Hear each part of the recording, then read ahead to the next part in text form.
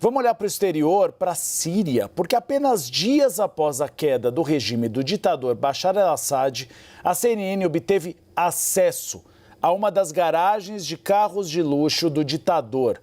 A reportagem é da nossa correspondente-chefe da CNN Internacional, que é uma referência mundial, a Clarissa Ward. We are actually here in one of several garages belonging to Bashar al-Assad. We are on the compound of the presidential palace, and you can see this is a man who had expensive tastes. We've seen Aston Martins, we've got Lamborghinis, we've got Ferraris.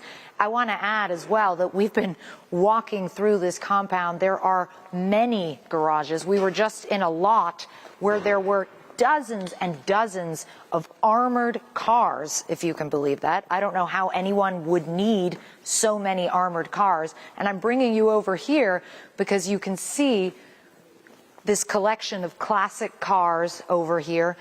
And the reason this is all significant, John, the reason that we're talking about this, that we're showing you this, is because really this is indicative of the deep, deep corruption of the Assad regime, which is a big part of why this whole uprising started in the first place back in 2011. Bashar al-Assad had been ruling for some years, his father for many decades before, and the levels of corruption and greed, the opulence and the lavish lifestyle, when so many Syrians were struggling to put food on the table. You imagine, John, the last 14 years Syrians have been under bombardment. They've been tortured, maimed, kidnapped, killed. And meanwhile, Bashar al-Assad was living literally like a king, with garages full of cars, with palaces, with incredible mosaics and marble. And we actually watched in the presidential palace some ordinary people who managed to sneak in, walking around with their jaws dropped. They could not believe how he was living at a time when Syria was suffering so acutely.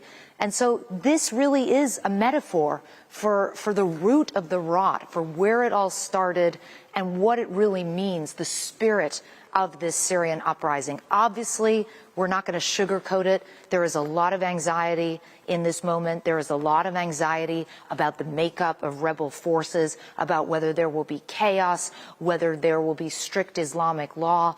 And so it's not that everybody is out in the streets celebrating, but most Syrians are united in finding these displays of wealth and opulence truly sickening and indicative of the sickness of the Assad regime. Isso é como a ditadura não mostra. É o luxo dos ditadores, a desigualdade social imensa. A ditadura com carros de luxo e a população da Síria passando fome.